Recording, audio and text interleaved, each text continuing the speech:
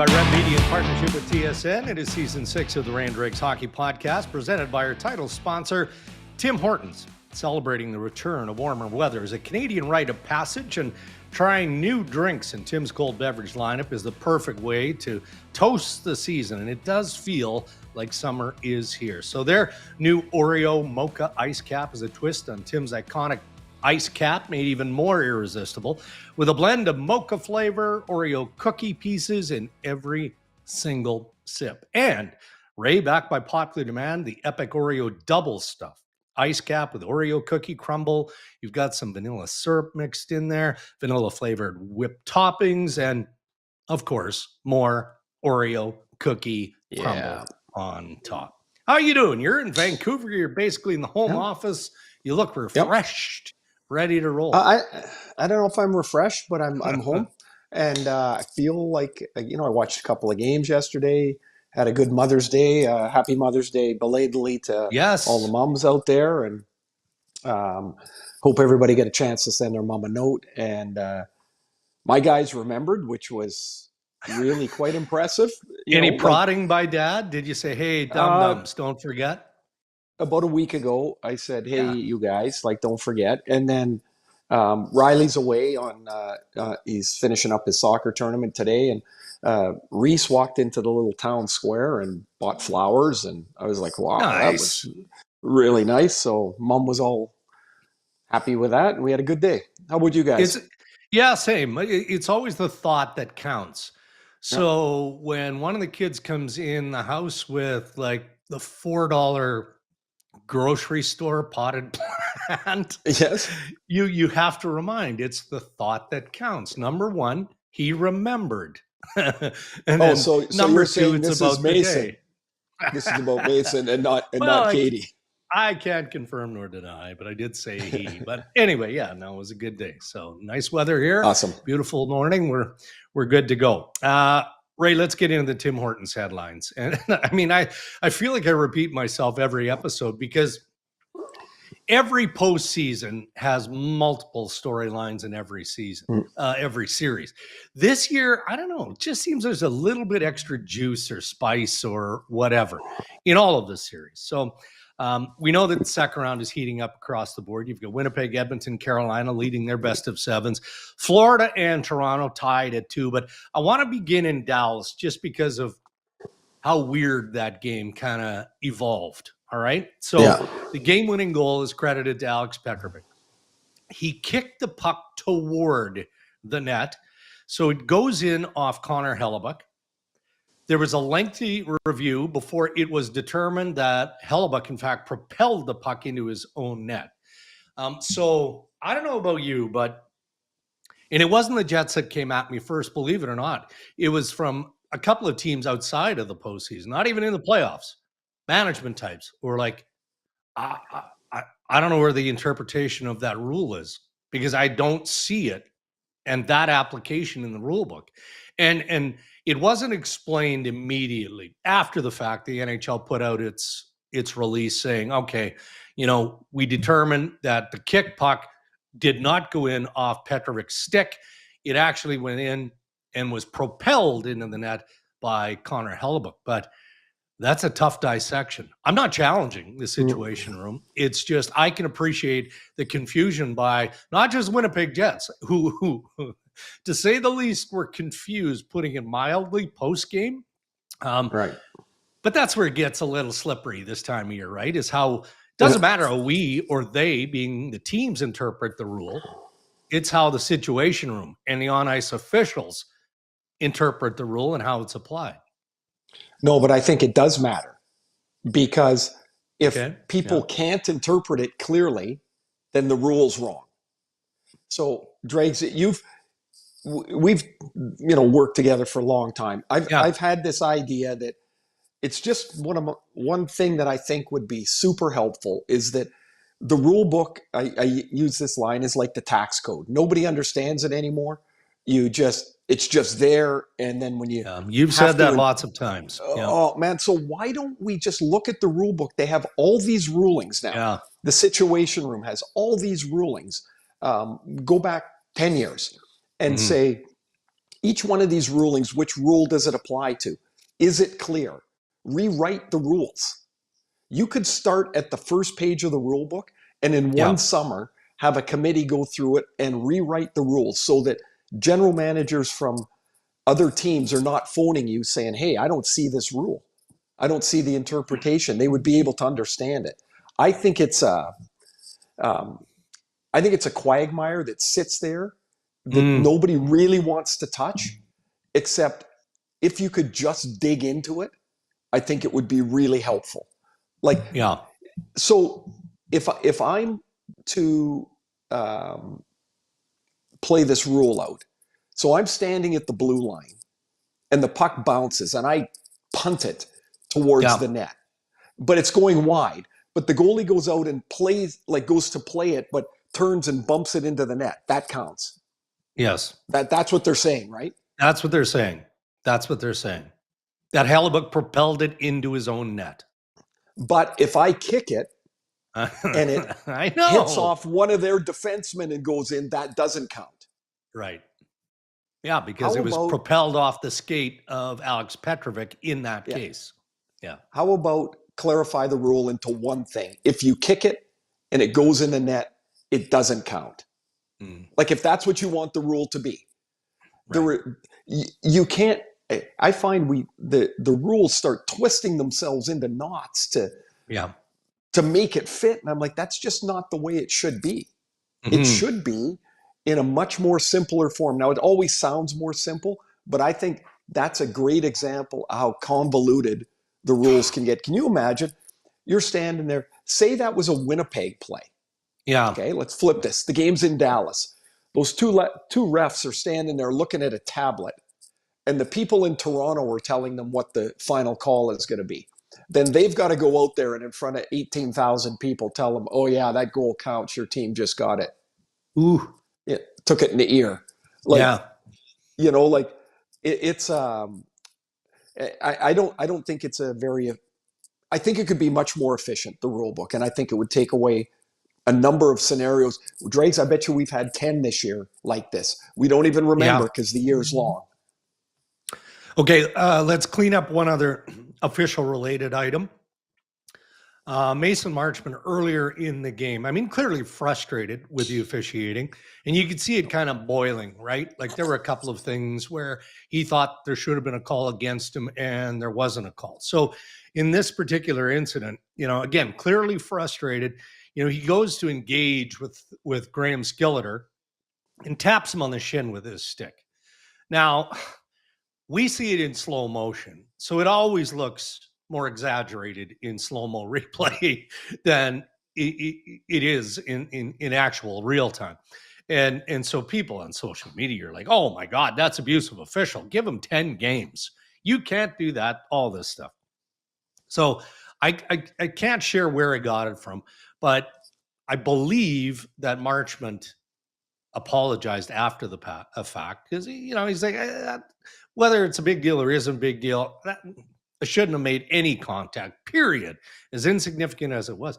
And I was told that Skilleter didn't even know what he was talking about. Like the ref didn't even recognize what had happened because it was so fleeting and so in the moment. And I was like, all right, everybody move on.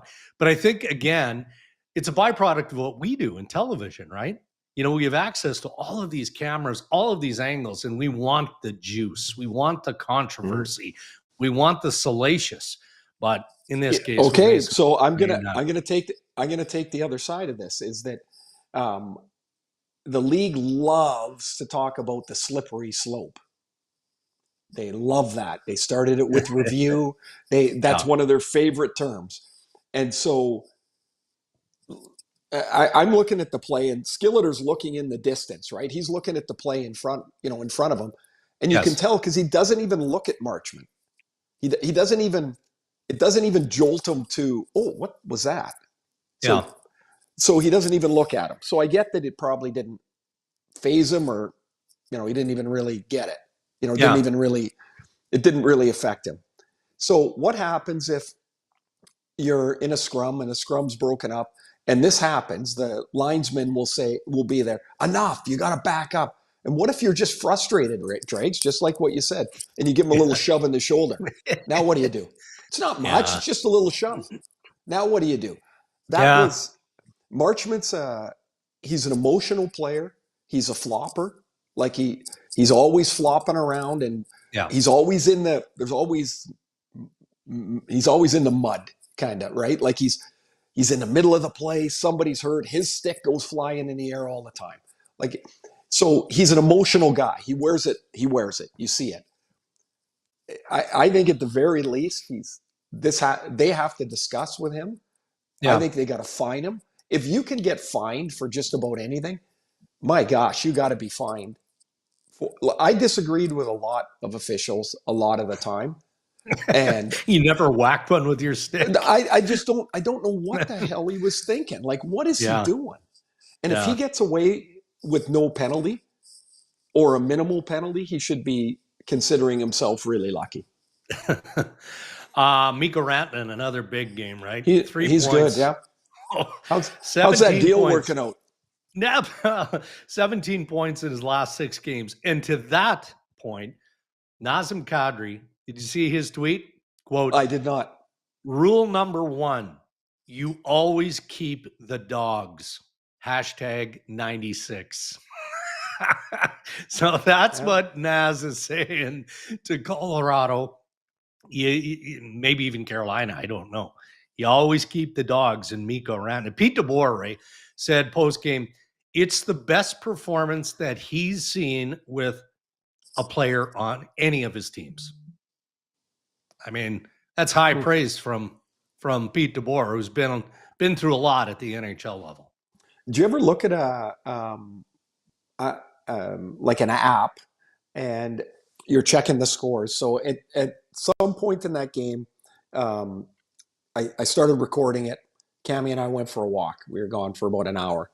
So I checked the score. It's 4-2. I see at the top of the app, 4-2. And I said to Cammie that there's no bloody way he scored again, is there? And we scroll, oh yeah, you got a goal and an assist again. Like, it's almost like those stretches where McDavid played. It's like a peewee tournament. He scores every game. Right now, aside from being a terrific player, right? He's scored 50 goals. He's had 100 points. His confidence is at 11. Like when he comes across the blue line, he scored in Game 7 against Colorado this way. He scored yesterday. He comes across the blue line. Now, don't forget, he's an absolute frickin' house when he's like size-wise. Yeah. And he comes right to left, and he just holds the puck, and guys are poking at it and trying to knock him off stride, and he goes all the way across the zone. There's not many players that can do that. And then the other part of that is when the puck goes in, that's 8 straight games on the road. Hellebuck's given up 4 goals. Mm-hmm. I mean, it is an astounding stat for him. His save percentage in the series is like .840. Yeah. Or in the playoffs, it's like .840. Yeah. Like it's kind of remarkable, actually, that the Jets are where they are, and that series has still got a lot to go. But man, Rantanen is just he's the best player in the playoffs by a lap so far. Temperatures rising in the east between Toronto and the Florida Panthers, Ray. Couple of situations, hits in Game 4 in Sunrise.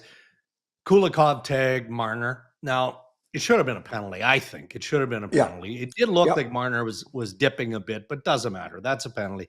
Ekman Larsson on Rodriguez was penalized. Paul Maurice post-game said they'll have to reevaluate Evan Rodriguez today. End of game. Shenanigans. Max Domi gets 5 for boarding on a dangerous play. I mean, just an ugly hit, frankly, on Sasha Barkov. Yeah. That's at best it's sketchy, but I mean, it's dangerous, flat out dangerous.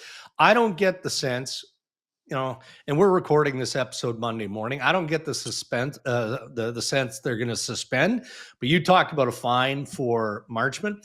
I mean, Domi's got to get at least fined for that. And I was also told post-game, actually told this morning, that the yapping between Matthew Tkachuk and William Nylander, where Tkachuk was making it abundantly clear after the Domi hit on Barkov, just the thought bubble for me is I'm coming for you, Willie. I mean, that's probably the message being sent by Matthew Tkachuk. Nothing coming from that, but I do at least anticipate a fine for Domi. Well, okay, we'll start with the Domi hit. If that hit is if it's not in the mess of that scrum, if it's just in the run of play, it's a suspendable hit. It's a dangerous hit. We know the 3 feet around the rink, inside the boards, like the 3 feet around the ice, near the boards, are the most dangerous places on the ice. If he got a game for that, I wouldn't even blink. I would be like, good. It's a cheap, dangerous hit. That's my thought on that. As for the yapping, I'm like, I see all these. I know that everything's for a reaction.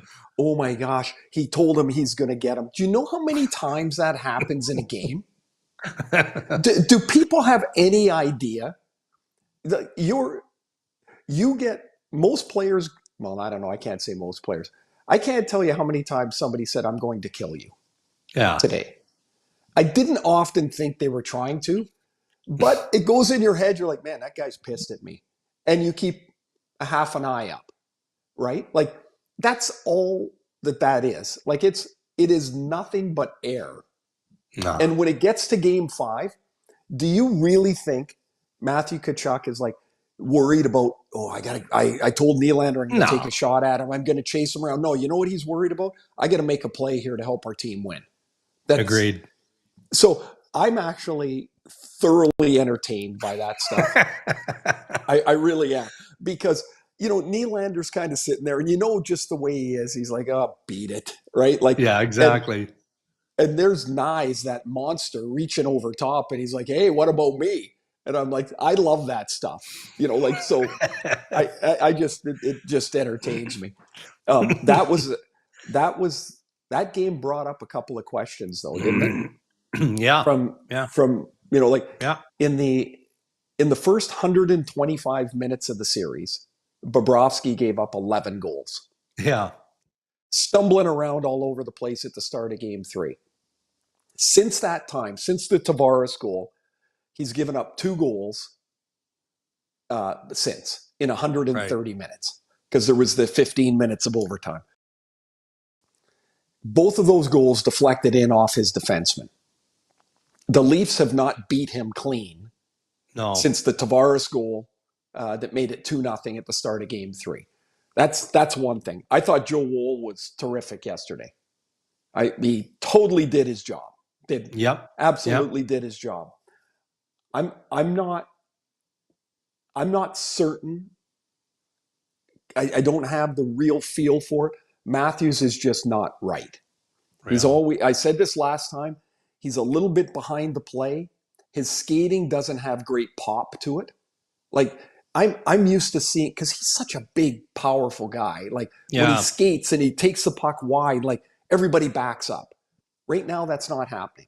And and I think it's nice that he's playing a 200-foot game. That's great. Fabulous. Yeah. He's got 3 goals in 20 playoff games. Not fabulous, because he's so good. He should be a contributor.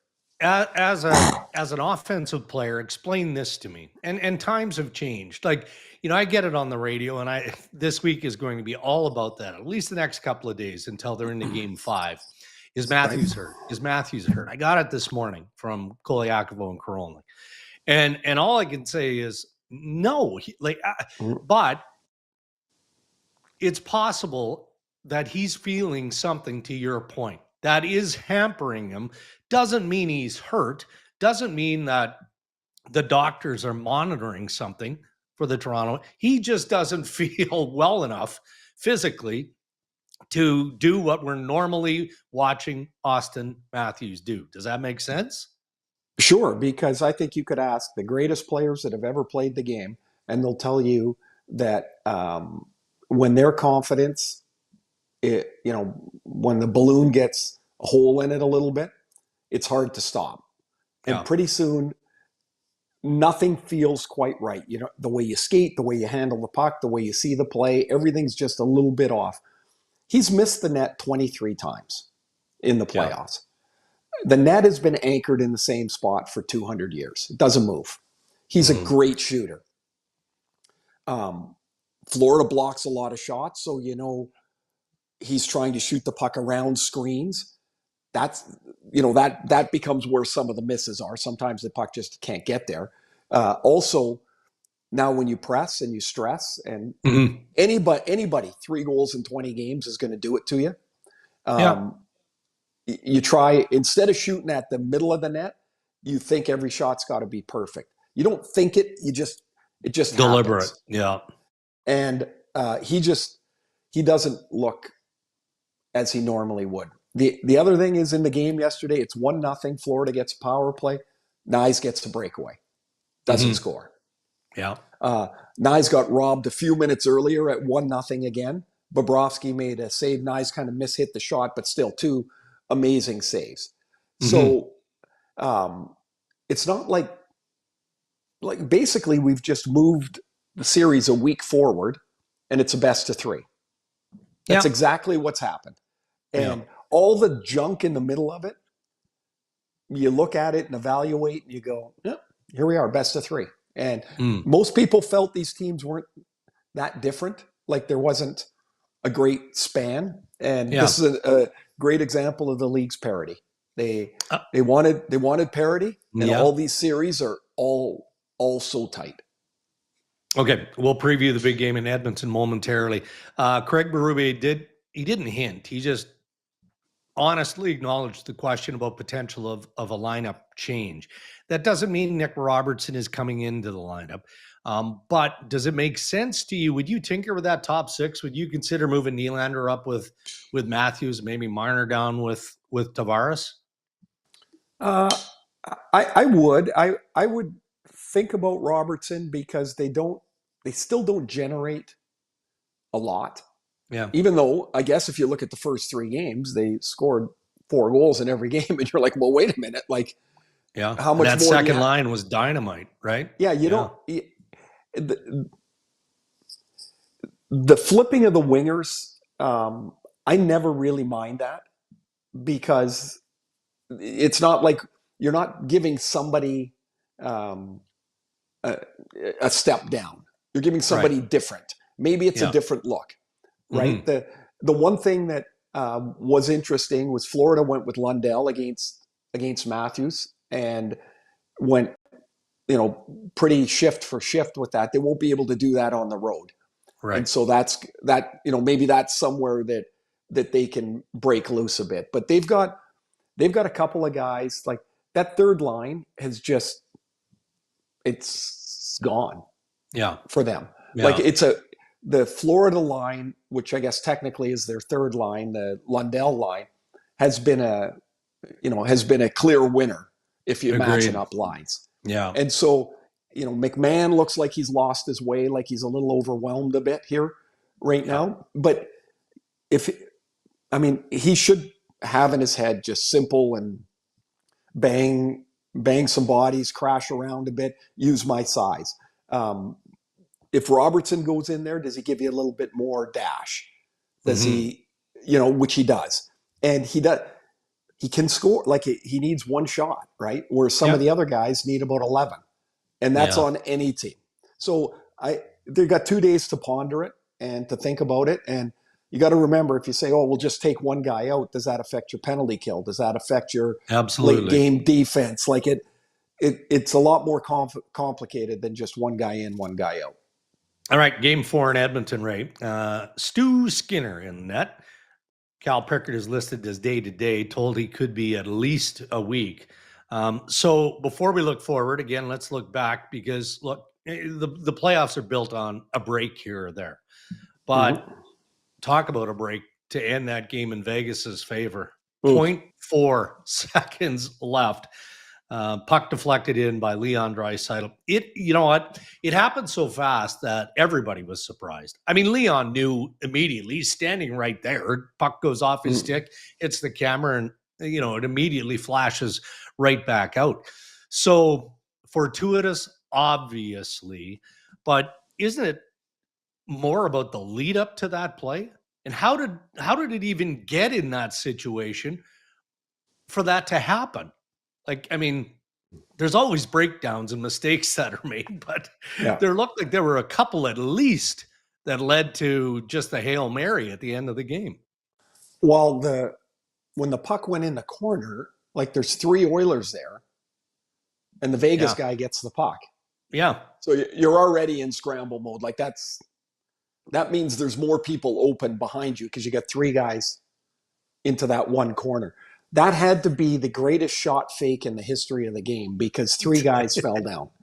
And if anybody stays on their feet, any of them, the 2 players and the goalie, it's over. It's an overtime. Like if just one of them stayed on their feet, one of the 3, pick whoever you want, somebody would have been able to either poke the puck away, or if Skinner had, I'm no goalie, but I hear this, he forced him out of a shooting angle, or just play goal.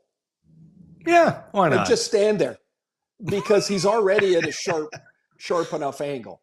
Like I get he forced him out wide, and I get it's an incredibly unlucky break. Like, I mean, it really is. It's just like whatever, it's gonna happen. It's like hitting a D's foot and going in.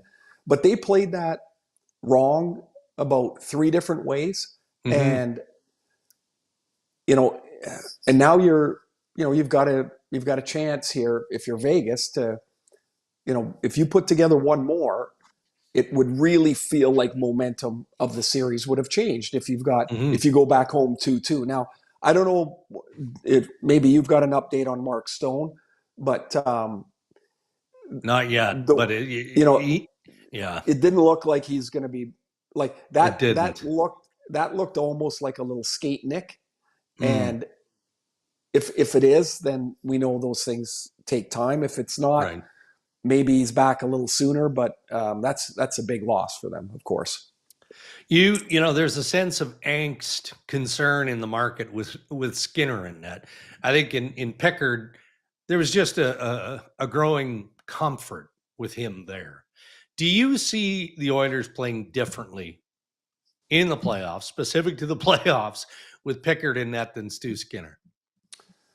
I don't, because I don't know how much different. Like, what are you going to do? Not try to score? Try to defend more? I don't think. I would say this. Like, when I was playing, just my own thought. I'd look back there, the guy's in net, and some nights you go, oh boy, he's having a tough night. But what the hell am I going to do about it? I can't help him. A team is really funny because as much as you're this team, I can only worry about me. I can't worry about you. If I'm worried about how you're playing the game, then I'm not playing the game. Right. So the guy in the net, his job's to stop the puck. He's not helping. When I'm on the power play, he's not helping me. He doesn't play different because our power play sucks. He would probably like some help. So I don't think teams play differently for other guys. They get better results because the goalie makes the save at the right time or makes a couple of critical saves at the right time. And that's what I would say Pickard's done better than Skinner in these playoffs. It's not like he's rolling around a .947 save percentage. Yeah. Right? He battles. He seems to make the bigger save at the right time. And as a result, Edmonton has been really successful when he's in. And just think, at the start of the playoffs, who was your starting goalie? It was Skinner. And here you are, you're up 2-1 in a playoff series, and your starting goalie's in. So at some point, Skinner's got to make a couple of those saves. And if he doesn't, the angst isn't going to go away. That's for sure. All right, we've got Ask Ray and Regs coming up in just a moment. Wrap up the Tim Hortons headlines with Game 4, the Capitals and the Carolina Hurricanes. it has that pivotal feel to it for obvious reasons, I mean, but now you've got the Hurricanes dominating through stretches of game 3. And man, Freddie Anderson was good. He was really good. What do you expect from the Caps tonight? Well, they better play their best game, right? I mean, if they go down 3-1, it seems really hard to imagine that they would win 3 straight games. Yeah. In the regular season, Carolina won 31 of 41 games at home. In the playoffs, they're undefeated. They're 4-0 at home. That place is a bear when you go in there. It just the way the rink is, it feels really close. I've done a lot of games there. It feels like you're boxed in. They're fast. They're aggressive. The crowd's really, really boisterous most times. Mm-hmm. And so Washington's in a spot.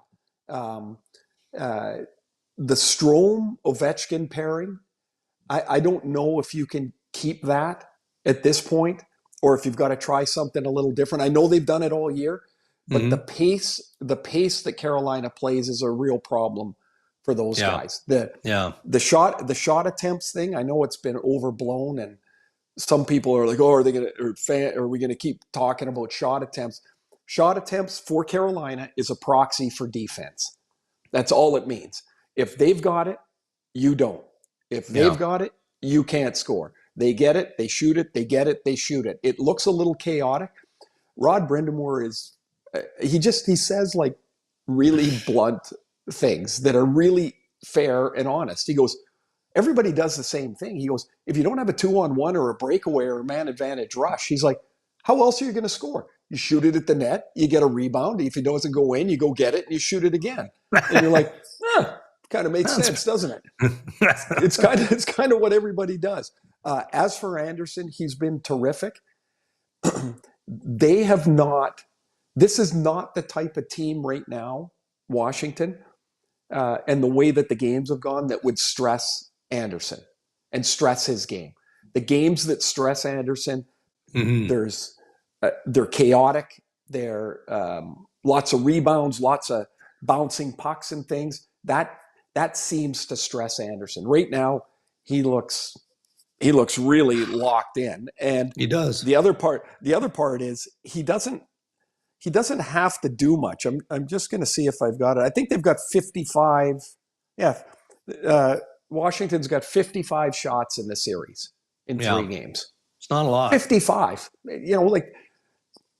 Carolina is the best suppression team in the league all year for the last 3 years, and now they are in the playoffs. And so if you're the goalie, stop what you're supposed to stop. And Freddie's done it. All right, those are your headlines. Thank you to Tim Hortons. Time for Ask Ray and Dregs Anything. Send us your questions on X and Instagram at Ray and Dregs, or on the website, rayandregs.com. Ask Ray and Dregs Anything is brought to us by Acon. If you're a skilled tradesperson or construction pro, you need work in Western Canada, Acon wants to hear from you. Acon is a North American construction leader, proud to be one of Canada's original industrial contractors, building some of the largest multi-year industrial projects in Western Canada, and you folks can be a part of it. Join the Acon team by sending your resume to trades@acon.com. TSN's Ryan Rishaug looks well rested, looking forward to the big match with the Oilers and the Vegas Golden Knights this Monday night.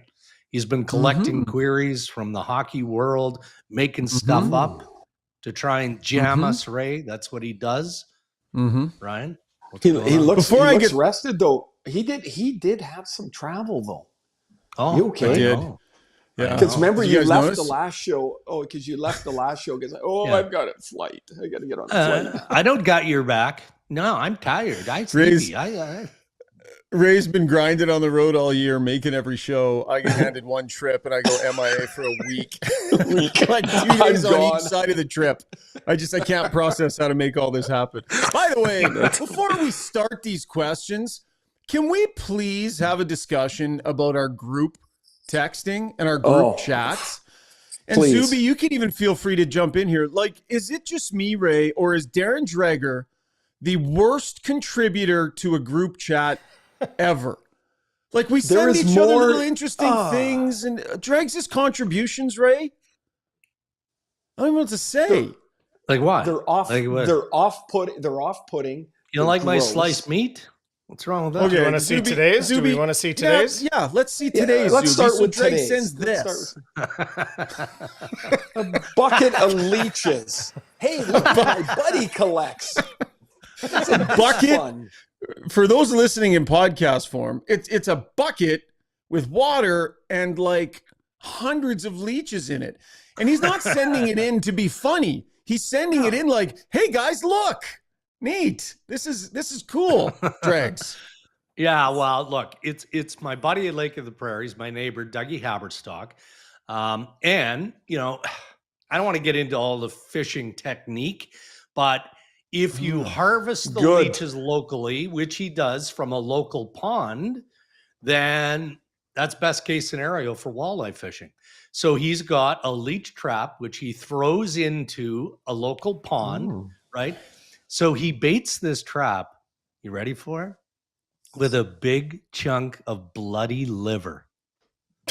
Like, I don't know if it's like cow liver, pig, I don't know. Just a piece of bloody liver. And then the next morning, early morning, goes in, pulls in the trap, and you got leeches to last you a month. I got two stories there, or two points of this. The first is I'd prefer just to have the fish in the market, brought to you on your table. Yeah, okay. I can't even. The second one, as you went through that, somebody's got to get their hands dirty to feed you, Ray. Hang on, stop it. The listeners that were tuning out because they don't want to hear about somebody's frickin' liver that's like, what are you doing? And you send that crap in at it's early out in the morning out here, and I open up to a bucket of leeches. I know. What are you doing? Let's keep I won't do it anymore. But let's Zuby, what else have we got? Zuby, hold on. What else have we had from him? No, we're not finished with you. Let's show his other contributions, Zuby. What else has Dregs contributed to the group chat? Well, the other one I had handy was this. Who could ever forget this classic, the sliced meat? That's that. Hey, you have to stop. You can't. Is there anything better than a nice big ham sandwich? Come on. That's not what you said. It's a plate of meat. Tell you what, Dregs. Next time you have an instinct like, oh, I'm going to send this to the guys. Do this instead. Tweet it instead. And then you'll see what the masses really think of your contributions. No, but I care what you guys think. I don't care what the masses think. They can beat it. Oh, I thought you were going to say, Ryan, the next time that you have an instinct or to send something, don't. Because if you have to think about it, we don't want to see it. So that's where we're at. And if, by the way, that bucket of leeches is only a month's worth, you guys are using leeches in a weird way. If that was only a month's worth of leeches, hundreds and hundreds of leeches. It's a process. He keeps them clean. He changes the water every day or two. It's an ordeal. Anyway, Ray, you're not getting off scot-free either. You said something that I belly laughed at, Ray. I belly laughed at this, and Zuby is our resident goaltending expert, Div 12 Men's League goaltending expert. Ray, when you said, well, I look back at my goalie and think he's having a tough night. There's nothing I can do to help him. Holy smokes, did I laugh. Like, oh, of course not. Like, perhaps back checking or trying to play with some measure of defensive conscience. I can do whatever I can try. If he's treating the puck like an enemy, we're sunk. Ray Ferraro, there's no way for a forward to ever help a goaltender. Says Ray. You have a system. You play it as best as you can, and if the guy behind you literally has a blindfold on that night, you suck and you lose. It doesn't matter what else you do. Yeah. How many times can you go back there and go, boom, tap him on the pads and go, hey, nice try. Way to work in there. Did you ever call out one of your goalies, Ray, and say, God, can you just mix in a save? Like, did you ever Tortorella somebody? No, John Jamie McLennan tells this story. It's 100% true. We're at training camp and he is getting ventilated. Our team is losing, like we're losing, and it looks like a bin of coal behind him, right? The puck's going in all the time. And Steve Thomas yells from the bench, "Hey, Noodles, it's the black thing. Don't be scared of it. You can stop one." Because it's like early camp, and Jamie's like, God, Jamie couldn't get out of there fast. And it was just one of those days, right? And of course, we got a bunch of smart asses up there. We're like, oh my God. Could you help us out, please? And then Ray says, "No, I can't help you. Like maybe pick up the high guy in the slot, Ray, once in a while here and there. Maybe. Sometimes you could lasso the high guy in the slot, and it would still go in because the goalie still sucks. You're not going to win this one." That was a great story time with Ray. We almost don't even need to do any questions. I'll just whip through a couple here quick because I got to get going down to Oilers skate here.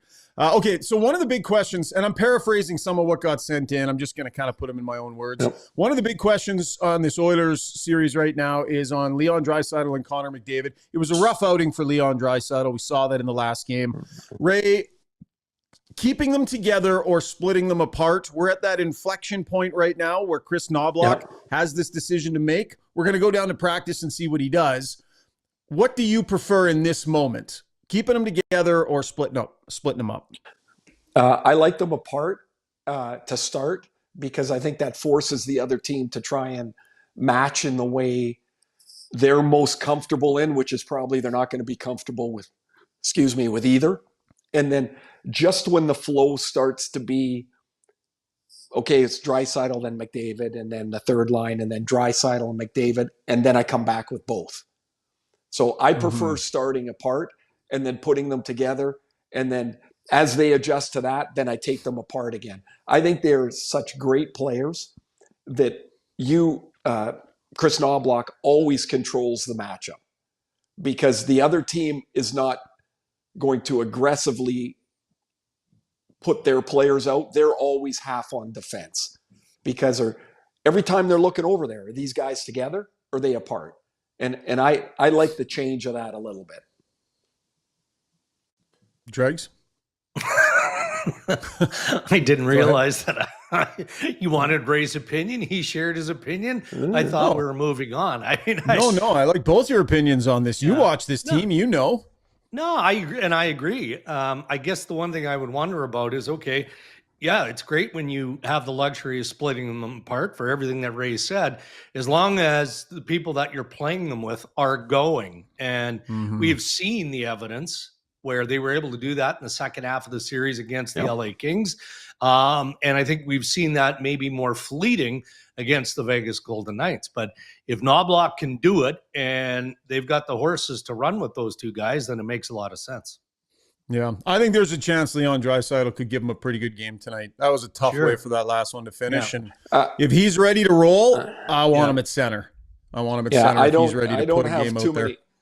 I don't have too much. I would like to bet that if I had to make bets, it would be like, I bet Draisaitl's good. Like, why would you not bet on these guys? Yeah. Right? Like, why would you not? No. Yeah, we're talking about him having, some off games here. He's still got 5 points in 3 games in the series. To the Toronto Maple Leafs, Dregs, I'll throw this one at you. So part of the Leafs getting through here is pushing through some narratives about their team, right? And we talk about them heading into the playoffs. They're slaying some of these demons as they go here. What role do you think that Craig Berube has played in helping them push through some of those narratives? Just given the fact, first of all, he is who he is, but secondly, he wasn't here for any of that, right? He wasn't part of that. And is it a lot easier for him to shrug this whole thing off and just say, that's not us? Yeah, it is. And I think that's an important distinction, that he wasn't here for all of it. The baggage that Leafs Nation thinks the players carry because they haven't been successful in the playoffs to this point doesn't matter. It doesn't matter. It's not applicable. I mean, Berube has been on point since day one of training camp. And even before that, I mean, he's already acknowledged the number of conversations he had with William Nylander as soon as he was hired. Nylander's in Sweden. Berube is talking to him. All right, well, here's what I want. Here's what I demand from every player. Doesn't matter if you're, the most elite or you're a depth guy. Here's how we have to play. Here's the structure. Here's the detail. Here's the forecheck. Here's the commitment to go into the front of the net, all of those things. So he gets enough credit. I'm not saying he deserves more credit, but I think that the success of the Maple Leafs and how they play is largely because of the preaching and the coaching of Berube and his staff. I think he pushes noise away better than anybody. In that market, he just, no matter what happens, he gives a 7-word answer, and he doesn't get tied up in the weeds of anything. He just like, this is what we're doing. This is what we're trying to do. This is what we need to do. Next question. And then he goes on. And I think that that's taken a lot of the mess away from this season. If you go back through the season, it's been a pretty boring season in Toronto. They've just kind of like plodded along. And I think that's by design. And now they're in a series here that in the past, I don't think it would be 2-2. I think it would be 3-1 Florida. I think Florida would have won the second game, and they, in Toronto would be stuck, and they're not. And I think Berube gets a lot of credit for that. Yep. Yeah, I certainly doesn't seem to be making a lot of mistakes in front of the microphone, or overthinking things or trying to be cute or clever.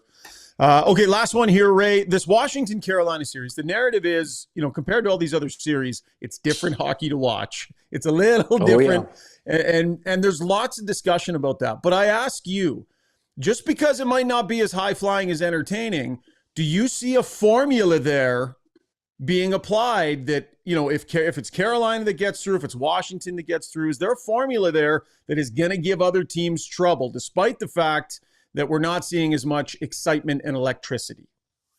The trouble is that Carolina plays the same way against everybody. The way that they've acquired players fits what they're trying to do. Like they go out in free agency and you never really look and go, oh my God, they got this guy or that guy. Rantanen and Gensel were two big swings they took, which was acknowledgement that they need a goal scorer. They need somebody that can step out a little bit. The formula is guys like Eric Robinson and Will Carrier, and they've got Jordan Martin. They just roll these guys out one after another. They all go 100 miles an hour. They all smash into people. They forecheck. I call it air hockey, and we've all played air hockey where the disc just bounces around the table, and sometimes it goes in the net. But it's so fast, I think the formula is hard for other teams to deal with. The hardest thing to do is slow your brain down when the game's going fast. And I think Carolina does that to other teams. So I think they could be a problem. If they get by 100%. Washington, I think they are a problem. I agree with that. And my mind wants to go beyond the playoffs and into the offseason. And the style of play that Rod Brind'Amour demands isn't for everybody, right? I mean, Marty Necas didn't like it. And I mean, there are other offensive players that just, they don't want to play that way. It's not freelance enough for them. Yeah, Mikko Rantanen. Didn't exactly thrive.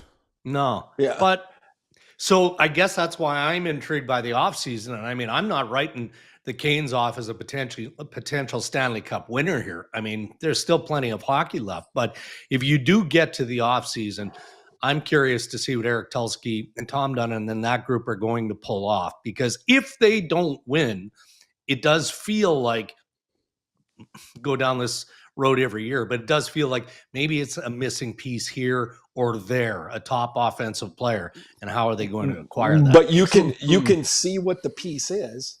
You just got to go get it because everybody else is looking for the same piece, right? Like if Svechnikov can score at a 30-goal rate, instead of 20 like he did all year, that's a big change for them. If Jackson Blake becomes a legit 25-goal guy, that's it. Yeah. But they end up with a bunch of 25-goal guys. They don't have 40-goal guys, and that to me is the missing piece. Mm-hmm. All right. Well, trust Dregs to take a second-round playoff question and turn it into an off-season summer insider folder, Dreg. Ray, turning it into insider content. But Ryan, when we start talking about this stuff for sure, he'll be playing with the Leeches in Saskatchewan.